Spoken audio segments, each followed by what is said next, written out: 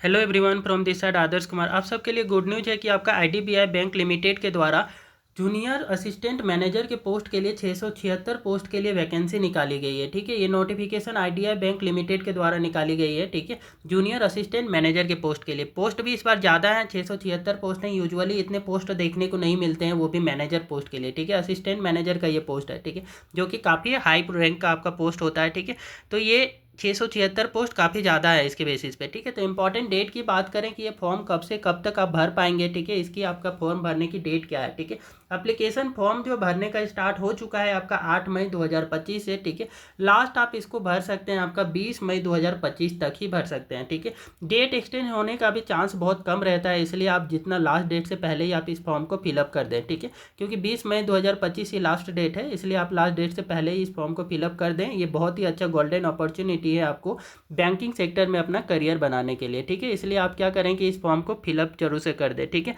यहाँ पे एलिजिबिलिटी भी मांग आपका बताएंगे कि क्या एलिजिबिलिटी मांगी गई है। नॉर्मल ग्रेजुएशन मांगा गया है। ठीक है, तो वो सारी डिटेल्स भी अभी डिटेल में समझेंगे। ठीक है, फी की पेमेंट की लास्ट आपका डेट क्या है, 20 मई 2025 ही फी का लास्ट पेमेंट करने का भी डेट है। ठीक है, एग्जाम डेट आपका प्री शेड्यूल्ड है कि आपका 8 जून 2025 को ये एग्जाम होने वाली है। ठीक है, तो 8 जून को आपका एग्जाम है और 20 मई तक आप फॉर्म को फिलअप कर पाएंगे। इससे क्लियर है कि ये जो पोस्ट आपका निकाली गई है, इसकी जो भर्ती है वो बहुत ही फास्ट मोड पे होने वाली है। ठीक है, क्योंकि इतनी जल्दी मोड पे आपका क्या है कि फॉर्म के जस्ट कुछ ही दिनों के बाद में आपका ये एग्जामिनेशन स्टार्ट होने वाला है। नियरली 18 दिन के बाद में आपका एग्जामिनेशन हो जाएगा। तो इससे ये क्लियर है कि ये जो पोस्ट में वैकेंसी जो निकाली गई है, इसमें भर्ती जो है बहुत ही जल्दी आपकी होने वाली है। ठीक है, एडमिट कार्ड एग्जाम के कुछ दिन पहले अवेलेबल करवा दिया जाता है। ठीक है, और भी डिटेल को समझते हैं उससे पहले एक बार वीडियो को जरूर से लाइक कर दें और चैनल को सब्सक्राइब कर लें, सो दैट इस टाइप के गवर्नमेंट जॉब से रिलेटेड नोटिफिकेशन आपको सबसे पहले प्राप्त हो। ठीक है, वही बात करें कि एप्लीकेशन फी में आपका कितना पेमेंट करना पड़ेगा, तो जनरल है, अदर बैकवर्ड क्लास है और एक्सट्रीमली वीकर सेक्शन से आप बिलोंग करते हैं तो आपको 1050 रुपया यहाँ पे पेमेंट करना होगा।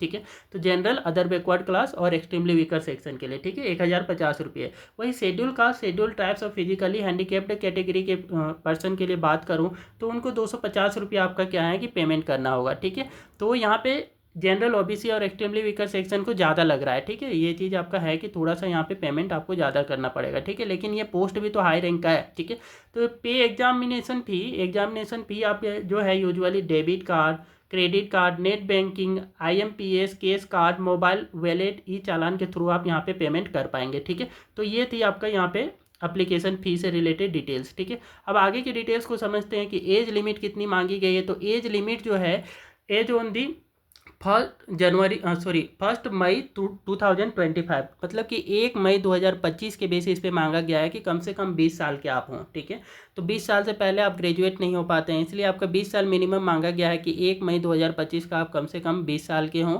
मैक्सिमम आप कितने हैं कि आपकी एज होनी चाहिए 25 ईयर। तो ईयर में आपका एज की बात करें तो एज ज़्यादा दे नहीं रखा है। ठीक है, तो जो भी आपका 20 और 25 के बीच में है एज उनका, तो उनके लिए ये गोल्डन अपॉर्चुनिटी है, क्योंकि इसी टाइम में आपका क्या है कि वैकेंसी ज़्यादा निकाली जाती है। तो आप इस फॉर्म को जरूर से फिलअप कर दें। एज रिलैक्सेशन एक्स्ट्रा आपका दिया जाएगा as per the IDBI bank junior assistant manager की जो आपका ग्रेड ओ की रिक्रूटमेंट रूल के बेसिस पे, ये ग्रेड ओ की पोस्ट के लिए आपकी भर्ती है। ठीक है, तो इसलिए जो रिक्रूटमेंट रूल है उसके बेसिस पे जो एज रिलैक्सेशन है वो दिया जाता है। ठीक है, अब वैकेंसी के डिटेल्स की पोस्ट वाइज बात करें कि कौन से कैटेगरी के लिए कितनी आपका सीट है। ठीक है, तो आपका टोटल सीट तो आपके 676 हैं। वहीं बात करें कि जनरल कैटेगरी के लिए, यूआर कैटेगरी के लिए कितने हैं, 271 सीट हैं। ठीक है, 271 सीट हैं आपका यूआर कैटेगरी के लिए। वही अदर बैकवर्ड क्लास ओबीसी के लिए 124 सीट है। ठीक है, और एक्सट्रीमली वीकर सेक्शन के लिए 67 सीट है ना, तो 67 सीट है आपका एक्सट्रीमली वीकर सेक्शन के लिए। ठीक है,